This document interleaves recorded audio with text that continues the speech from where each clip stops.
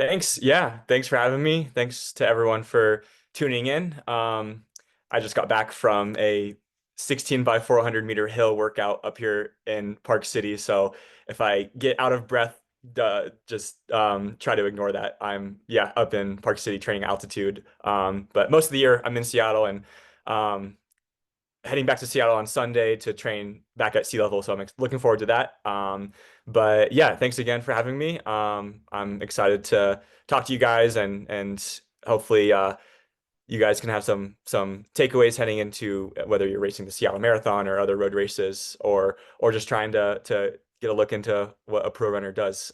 So I can share my screen and I can get started with my presentation. Let's see if this works.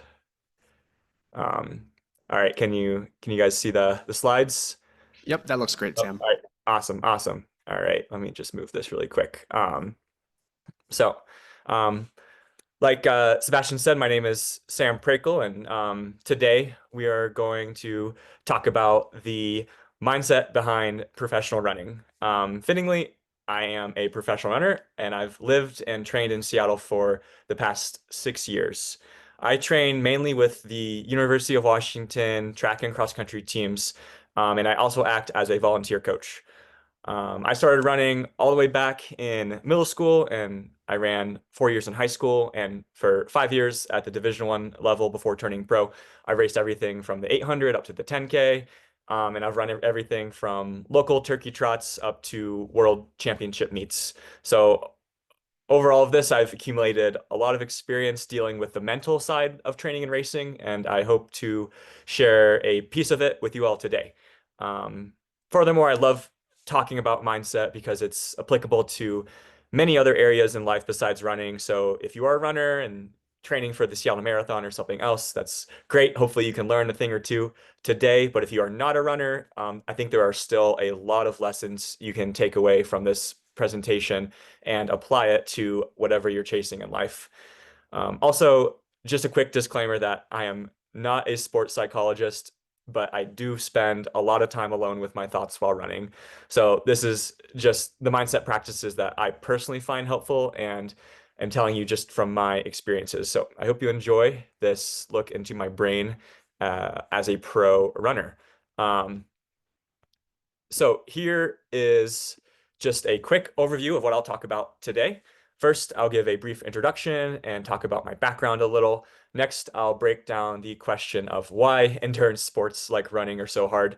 Then I'll dive into the main part of the presentation where I'll talk about the two parts of having a productive and positive mindset in running. Those are part one of letting go of the outcome and part two, letting go of perfectionism.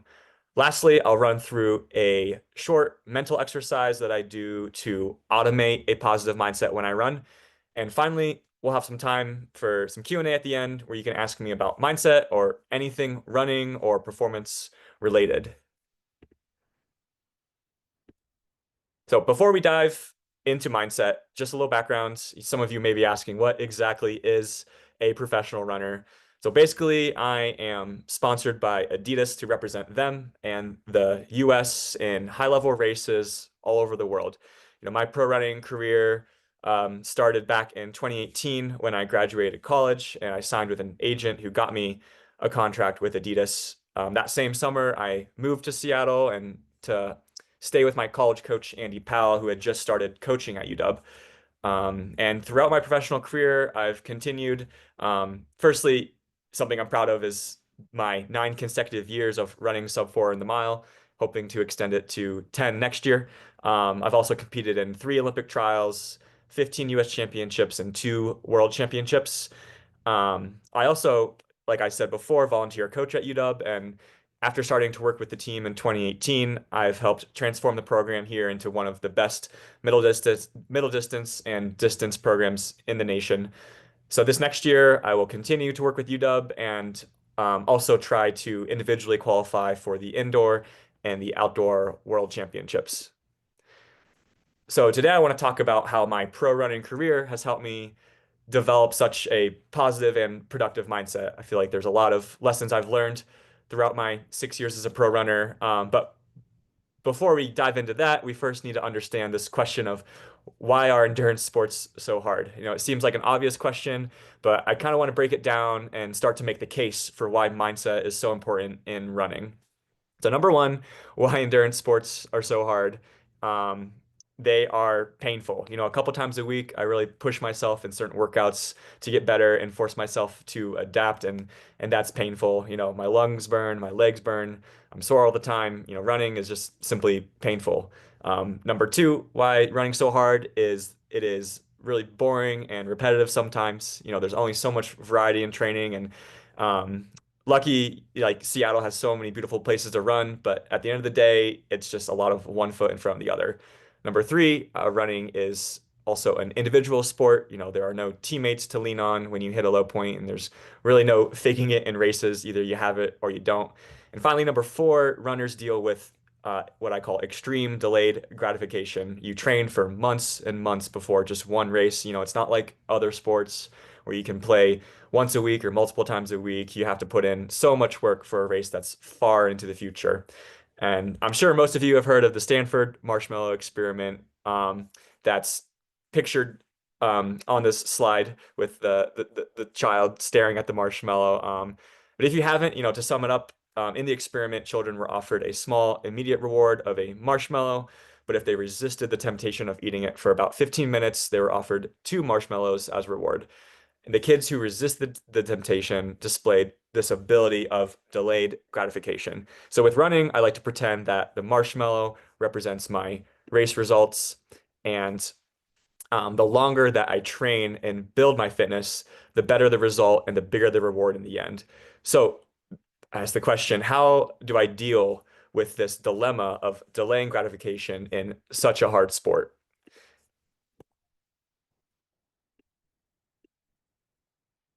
I think we can navigate this difficulty by building a positive and productive mindset. And this brings me to the first part of my mindset, which I title letting go of the outcome. This part is all about not thinking too far into the future and staying in the moment. I try to be process oriented in everything that I do. I think it's good motivation to have something on the calendar to train for, but constantly fixating on the result of the race, in my opinion, is unproductive and really prevents me from reaching my full potential.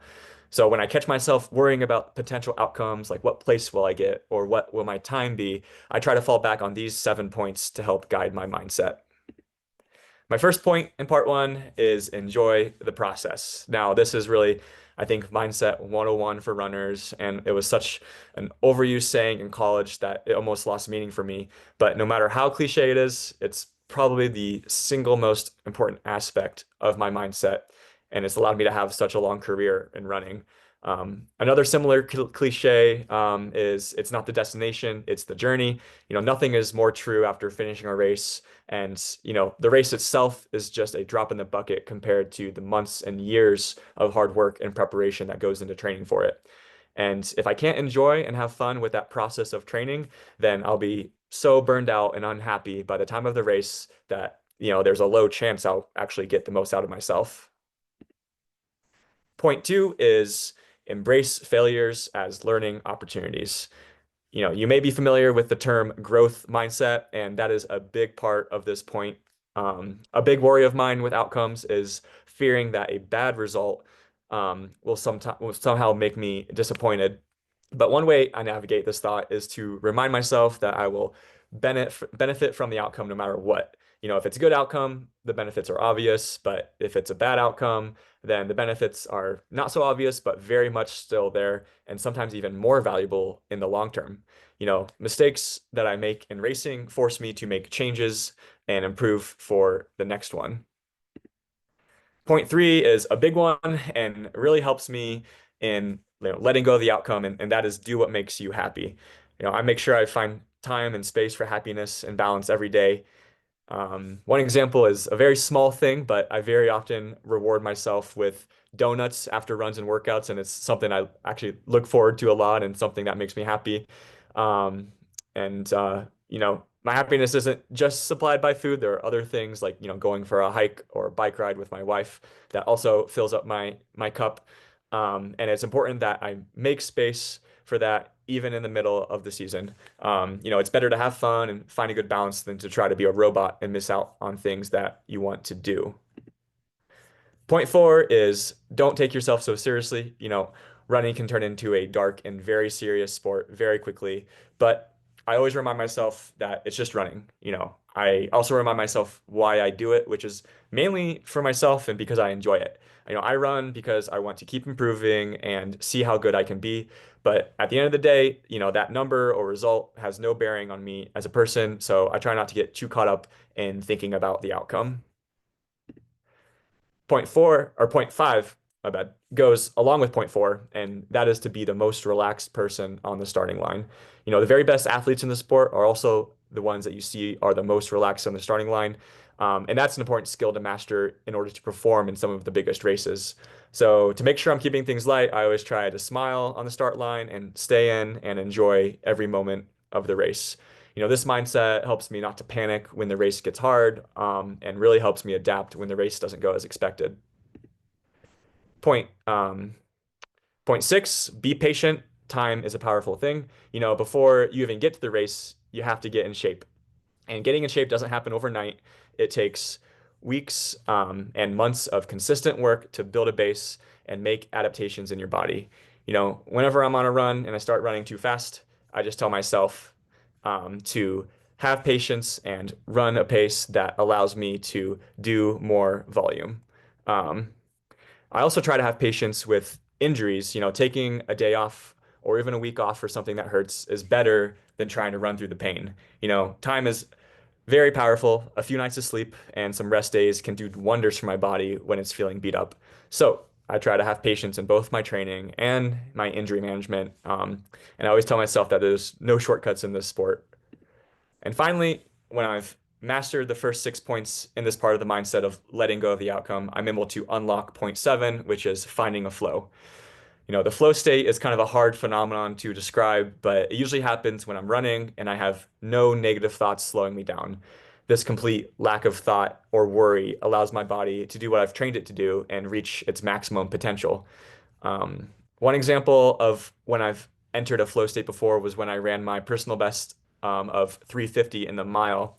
It was in the same race where the world record in the indoor mile was set, and the crowd was so loud that I couldn't think about anything else besides, how loud it was, in the arena. I was able to, just hang on to the runner in front of me and get everything out of myself. Um, and my goal going into that race was actually just to run 354. So I think being able to find that flow state also proved to me that sometimes my body is capable of more than I think. So to sum up, there are a lot of benefits of letting go of the outcome and focusing on the process. I think I am a happier and more productive athlete when I think about other things besides the outcome. And letting go of the outcome also, like I just mentioned, leaves open the possibility to surprising myself with some of my performances and not setting any limits on what I'm capable of.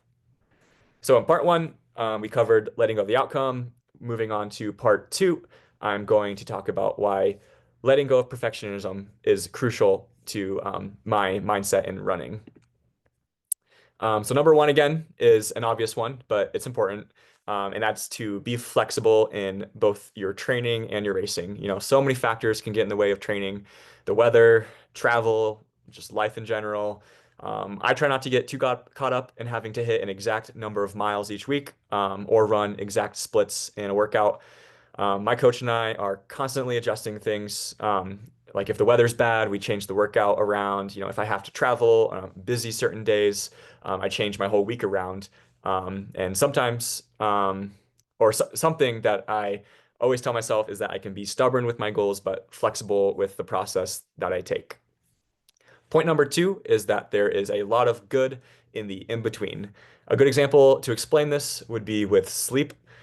Sleep is probably the single most important thing for runners outside of the actual training. So it's easy for me to get discouraged when I'm not sleeping as well or as much as I want to for whatever reason. But whenever I get into that situation, I just tell myself that it doesn't have to be perfect. I don't have to sleep 8 hours every night. Sometimes it's seven or less, and that's very much okay. I can't go and sleep 2 hours every night, but I think by taking the pressure off of having to be perfect all the time, that prevents farther stress when, sleep occasionally gets disrupted. Point three is don't worry about how you feel. In my experience, it's usually unproductive to worry about how I feel leading up to a workout or a race. In fact, I think some of my best races, I have felt bad leading up to them. When I ran my personal best in the 5K, I felt sick and tired the 3 days and even the day of. But I raced anyways, and I'm really glad I did because I set a huge personal best. So I think general tiredness, fatigue, and soreness, or even a small cold, doesn't automatically disqualify you from having a good run or a good workout or even a good race. Point four is embrace suffering. Now, no matter how you feel before the race, I think it's inevitable that you will start to feel pain at some point in the race. When I get to that point in the race, when my legs and lungs start to scream at me, I try really hard not to panic and I simply embrace it. I tell myself to just put forth an effort that I'm proud of. And if I think about how when the race is over, will I look back on it and think that I did everything I could? And I usually try to answer that question in the race. Another reminder I tell myself is that, it's hard for everyone. And just saying that helps me feel a little less sorry for myself and become a little less sensitive to how hard the race is. Point five is rid yourself of irrational fears. So pain in a race is an example, I think, of one irrational fear that, it's never as bad as I build it up to be in my head. And getting rid of irrational fears like that, I think, are another key skill in having a healthy mindset with running. As for the pain in a race, I tell myself that it's nothing that's unfamiliar or nothing that I haven't experienced in training, so there's no need to build it up in my head. The final point in this part is don't worry about things you can't control. Another great one. So one thing I tell myself not to worry about because it's way out of my control are my competitors. Running is a sport that's you versus you, and you can't control what anyone else does, so you might as well focus on getting the most out of yourself. So I just try to have complete confidence in knowing myself and knowing what's best for me and having that focus when I finally get into a race. So letting go of perfectionism is harder for some than others, but either way, I think there are still some great lessons and takeaways from these points and good reminders to tell yourself when you're out there on the grind. So now I want to move into a quick little exercise that I think will give you a tool to use to handle negative thoughts. I experience doubts and negative thoughts all the time in training and racing, especially when things get hard. But what I'm about to talk about has helped me immensely in managing those thoughts. Um, so I learned this exercise from the book The Chimp Paradox by Dr. Steve Peters. It's a great book. I highly recommend. Talks a lot about mindset and mind management in both sport and life. There are a lot of helpful strategies mentioned, but I'm just going to talk about one that has helped me specifically in my running. So in the book, overall, the main idea is Peters separates the brain into three basic parts. One, the chimp, which is the fast and reactionary thinking part of the brain. Two, the human, which is the slow process thinking part of the brain. And three, the computer, which is the automatic thinking part of the brain. And the fastest thinking part is the computer, because and the computer has both helpful thoughts called these autopilots and unhelpful thoughts called gremlins. And these thoughts, they just happen without control. They're in the fastest thinking part of the brain, the computer. But if you can find a way to remove the gremlins, the negative thoughts, and replace them with autopilots, helpful thoughts, it could lead to a more productive and positive mindset when running. So here are some examples of some of my unrealistic and really unhelpful thoughts that appear as gremlins in my mind, and then some of the autopilots that I try to replace them with. So, for example, the first gremlin I find myself saying a lot in both races and workouts, and that's I should be feeling better. You go in with a certain expectation on how you're supposed to feel at a certain part in the race. And if that doesn't happen, this gremlin just pops up in my head without control. So instead of saying I should be feeling better, I try to replace it with the autopilot of I'm putting forth my best effort. How I feel is irrelevant. And that's just a more, productive thought that doesn't get me down in the dumps mid-race and just, helps me get the most out of myself. Another gremlin that I say a lot when I'm racing some of these high level races, and I look around on the starting line and I see these world class athletes, and I'm like, they're faster than me. And you can see how that's just not helpful at all in that moment. Instead, I try to say, or I try to replace it with the autopilot that I am strong and I trust in my training. So just turning the focus, back to what is actually in my control and what is productive to say at that time. A third gremlin, is I should be running faster than this. So that's something I say when, you're doing a workout and you know what splits you're supposed to be hitting.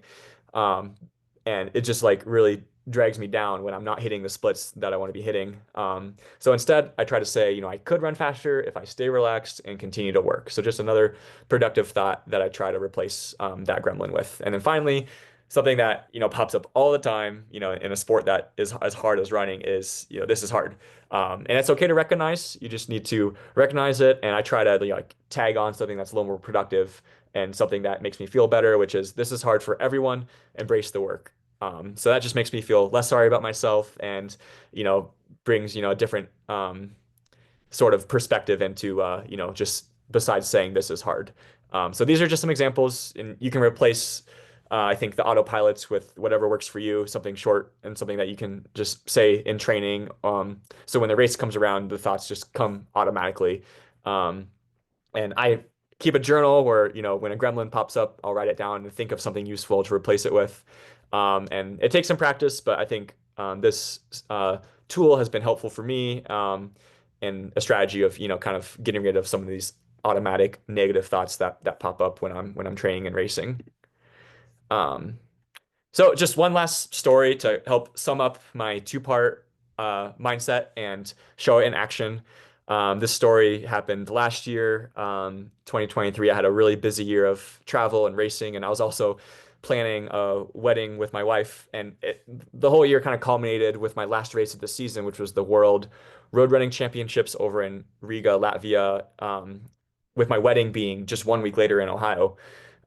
So when the week of the race came around, I was busy wedding planning and thinking ahead to the big day, and the race was kind of like the last thing on my mind. On top of that, my training wasn't perfect going in. I was dealing with moving and a lot of life changes. However, the race ended up being one of my best races in my career.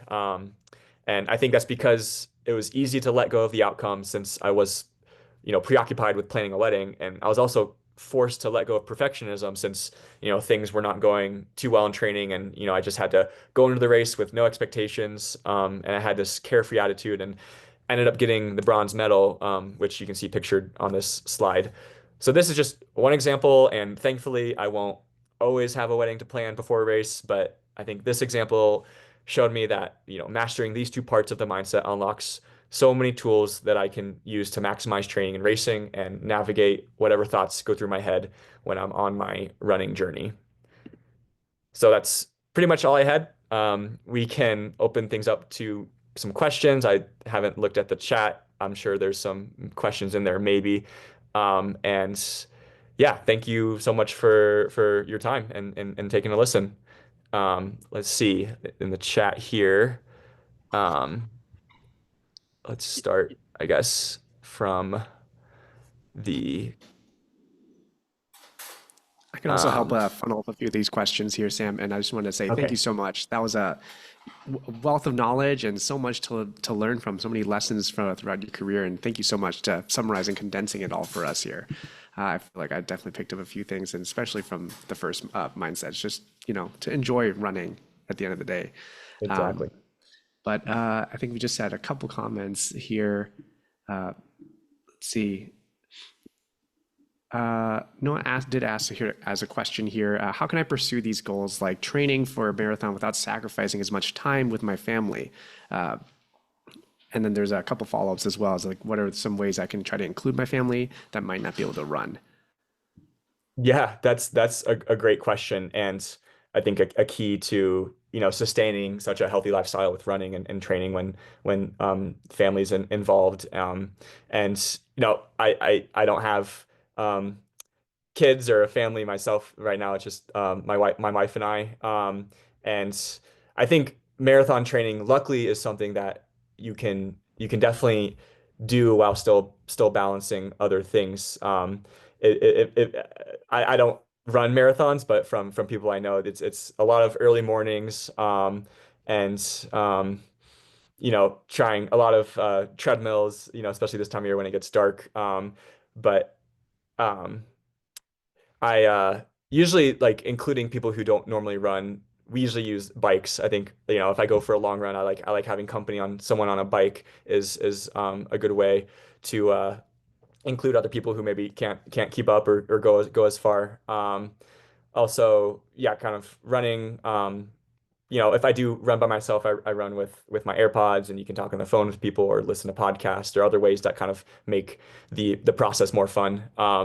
So yeah, I think that's, yeah, always an impressive, and I'm always blown away by people who are training for marathons and have the full-time job and have kids, and it seems like a huge challenge, but it's definitely possible, and yeah, a lot of respect to people who are trying to pull that off. Um, and then I see Thanks, Sam. maybe some cross-training questions too. But Yes. Yeah, we did have a couple here. Um, I think it was specifically on biking, but I think it was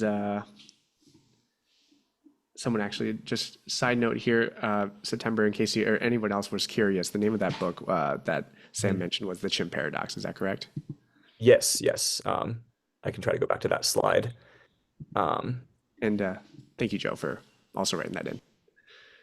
Um, yes, what that cross training question here was, do you ever replace hiking miles with your wife or for training miles? that's a really interesting question. Um, I think it depends on the time of year, obviously. Hiking is much easier in the summer and not when I'm traveling for races.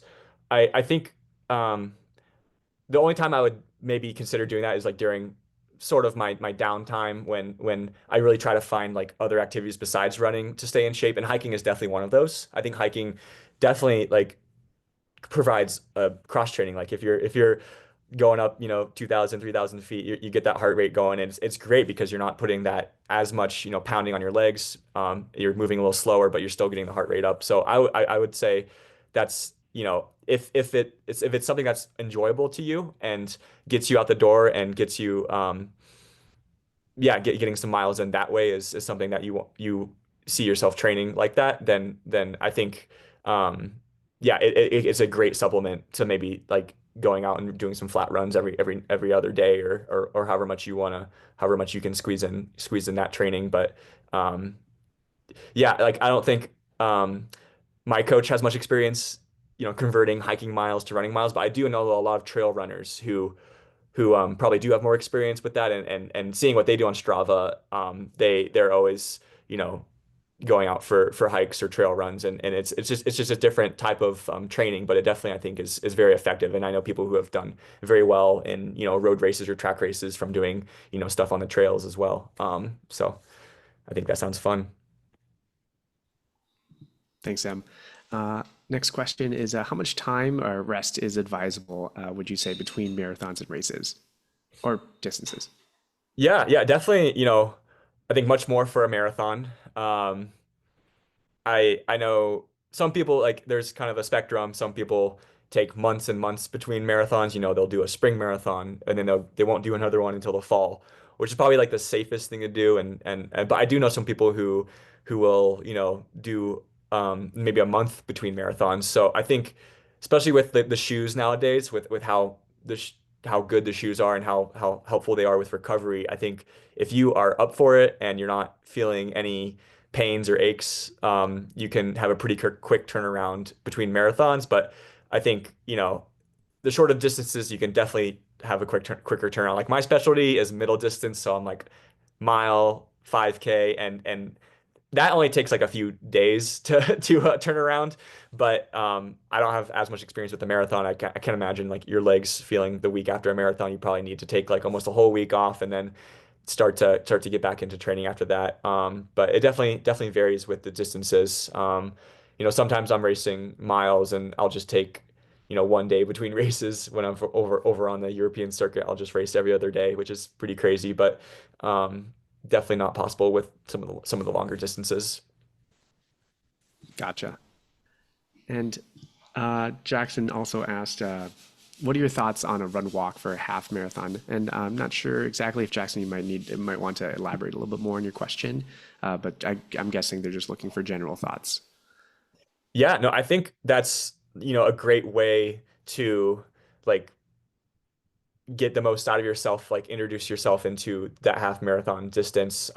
That's what my dad did. He did half marathons, and that's kind of how I got into running was, running with him when he was half marathon training. He would just go for 4 mile runs, and I was a little like 7 or 8 year old, and I would just tag along with him. And then he would get to the half marathon, and he would walk run it. And I think yeah, if that's kind of like the way you see yourself pacing yourself the best way, then it's definitely a viable way to do the half marathon distance. That's awesome. Thanks, Sam. And Anna asked, how do you approach nutrition and fueling?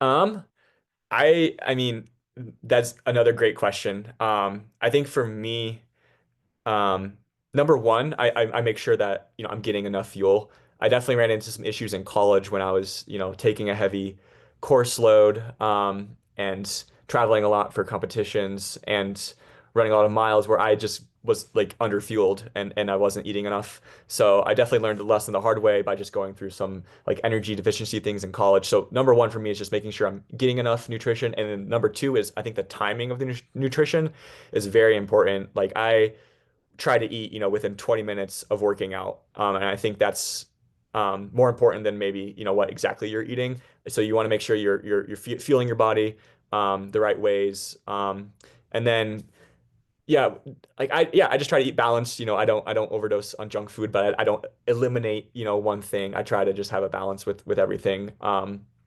And yeah, the main thing is just making sure that my body is fueled up for the next day of training because it's pretty constant with me, running 85 miles a week. You're kind of burning a lot. So, um, yeah, don't necessarily work with a nutritionist or anything, but I've talked to ones in the past and, just making sure I'm getting, enough iron, enough calcium, and usually a food first approach for me. I don't take a ton of supplements. Usually just trying to eat healthy in general. Thank you.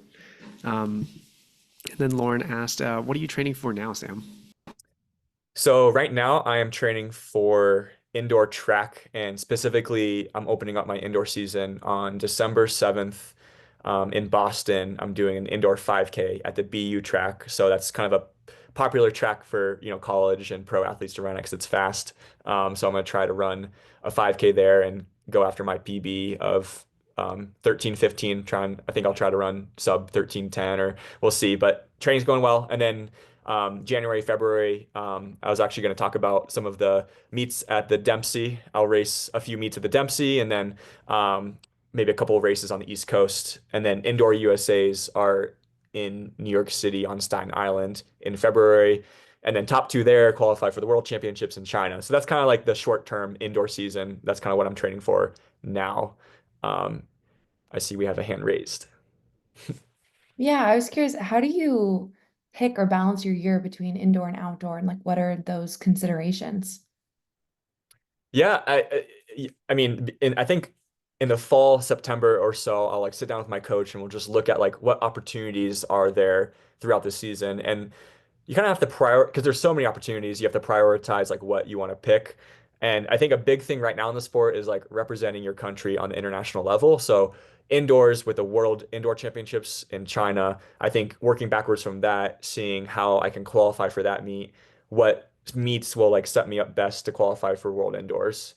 And that's usually you got to run the U.S. Championships, get top two there. You have to like probably run a fast time earlier in the season just to get the standard to run at Worlds. So that's kind of how I shape my indoor season. And it's like similar outdoors too, um, with the Outdoor World Championships being in Tokyo in September. So you work backwards from that, and then you schedule your season based off of like what it takes to qualify for the World Championships outdoor.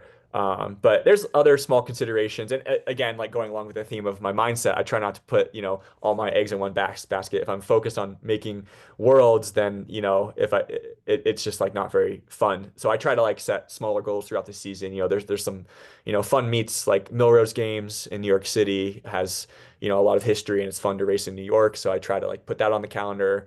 There's some races outdoors that, have good prize money. And there's other road races too. So there's a lot of road miles that I like to do. And I just did a road 5K in New York City last weekend. That was part of the New York City Marathon. So that was just another fun race that I like to use to like just test where my training and fitness is at this time of year. So yeah, a lot of considerations, but it turns into being like almost year round because you have indoors like in the winter and then outdoors is like the whole spring and summer. So there's not much downtime when it comes to training and racing. But I enjoy it, and that's what if as long as I still enjoy it, I'll keep doing it. So that's where I'm at right now. Thanks, Sam. Yeah, absolutely. I feel like that's so interesting to see that you do have to like prioritize. You know, otherwise, I feel like you definitely might run yourself ragged. For sure. Yeah. It looks like we have one more question here from Judy asking, how would you advise on having a regular running schedule, like frequency, or et cetera, or along those lines? Yeah, I think it's different for everyone. It depends on like your job or your school or other things in life on what days you choose to do certain workouts or certain runs.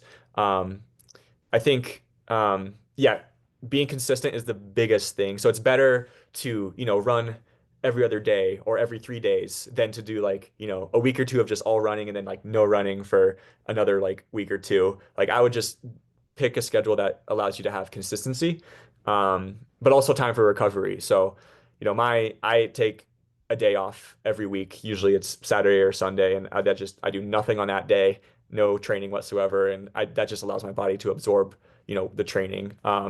But that looks that different for everyone. If you do a like 3 day a week running program, that's also great as long as it's consistent and you're kind of balancing things with training versus recovery, and maybe throwing in a little strength work there to stay healthy and help with the injury prevention. But um, yeah, I would say it depends on your schedule for sure. Thanks, Sam.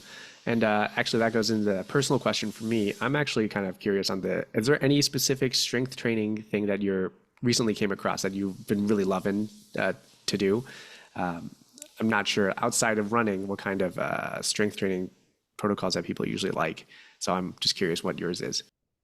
Yeah, that's a great question. I've worked with like a handful of strength coaches throughout my career, and I just kind of like pull little things from each one. And I think that the big thing is like knowing my body well and knowing what like I need to work on. So for me, like I have extremely weak hamstrings. Like I'm a very like quad dominant runner, so my quads are really strong, but my hamstrings are really weak. So recently in the gym, I've been doing a lot of like hamstring exercises. So those are like doing the physio ball curls with your hamstrings or doing like Nordic curls, which are like they make me sore. But I think having like a stronger like set of hamstrings will like help prevent some injuries and imbalances in that I've had in the past. Other like just good general strength stuff are like the band exercises in the core. Like I do those two times a week. I lift 2 times a week, so that's just like something I work into my schedule. And you can do it once or twice a week. I try not to go more than a week without lifting, or else I'll just get really sore again. So I try to be consistent with the lifting, and you can do 3 times a week or even more if that works for you. But yeah, I would say recently the focus for me has been the hammies.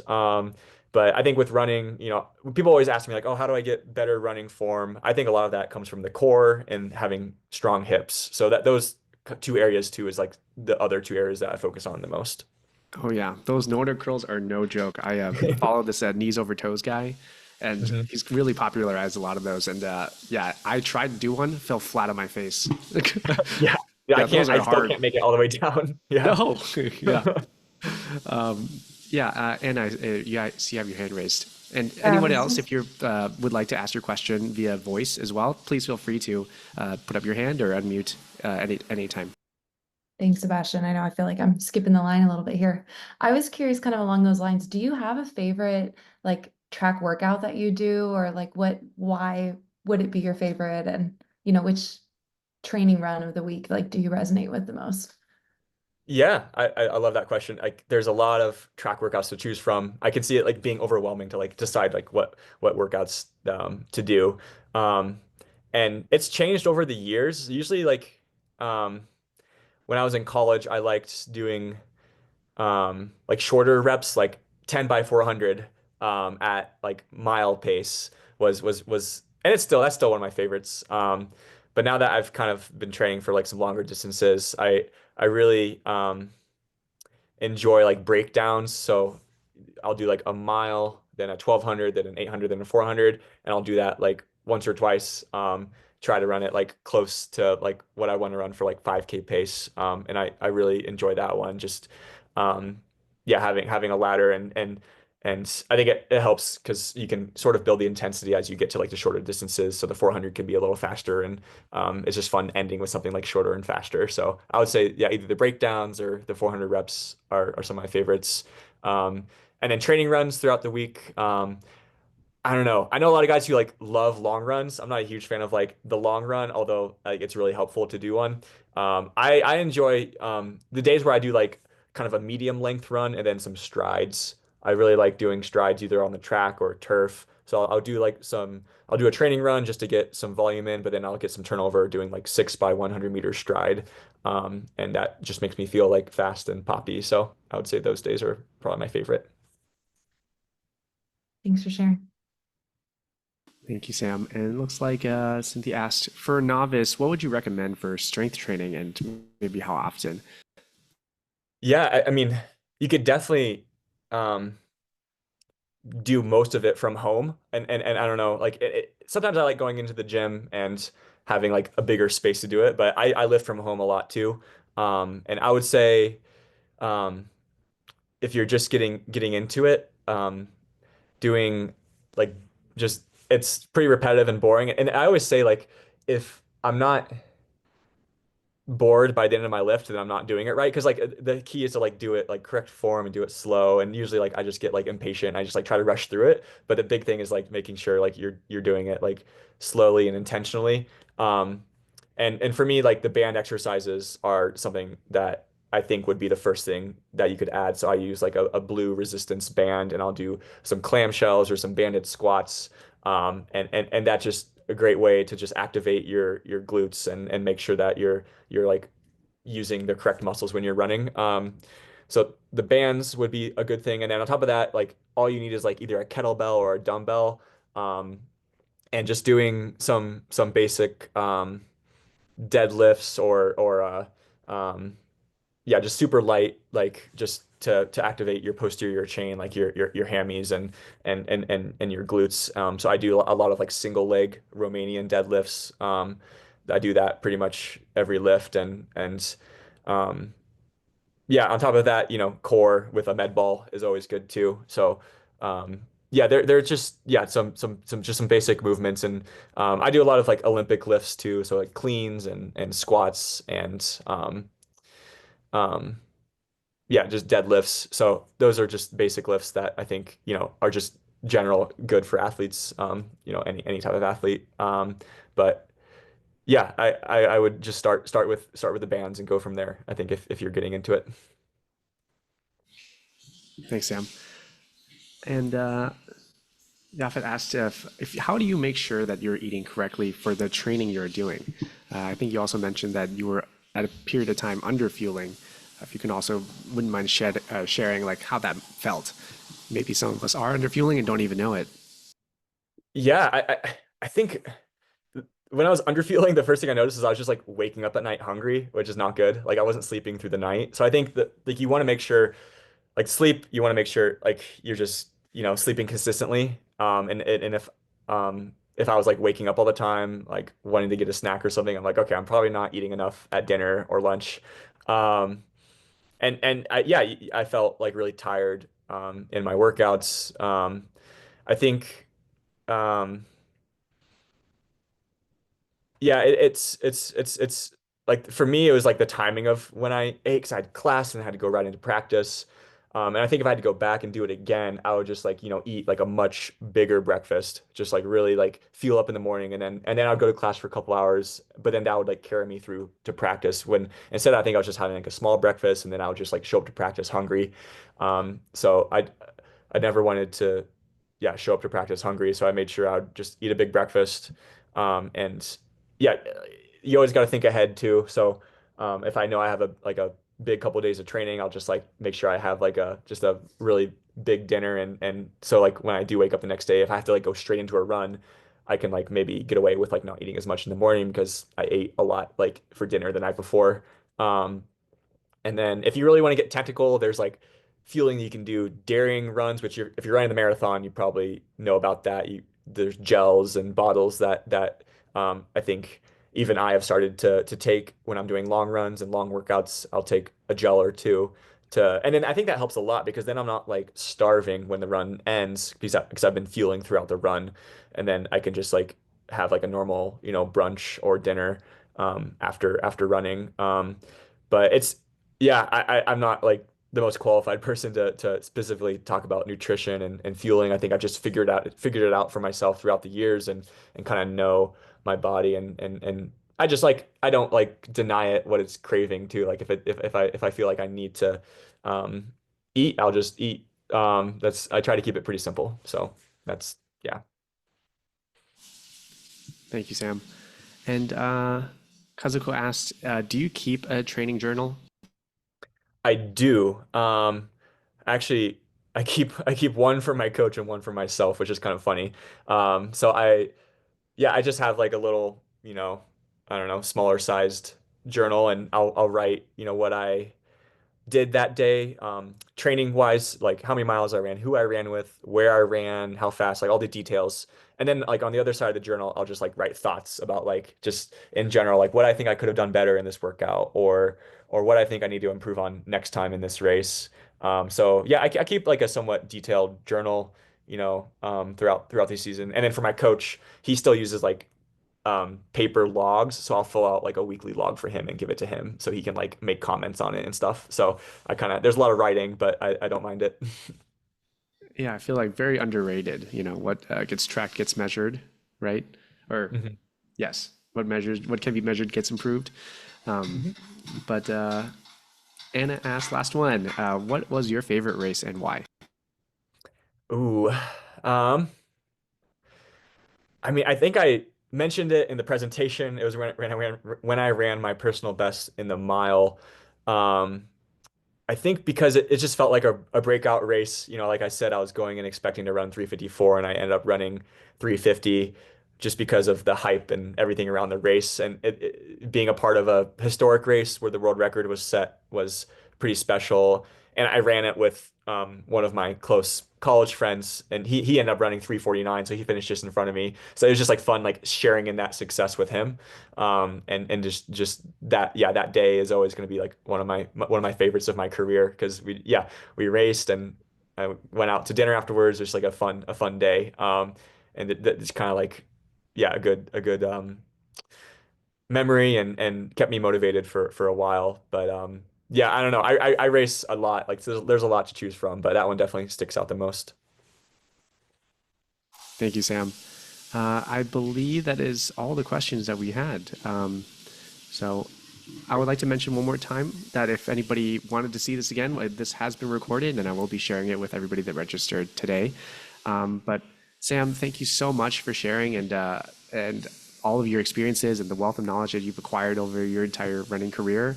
I'm sure I'm personally very enlightened from it, and I'm sure many others here were as well.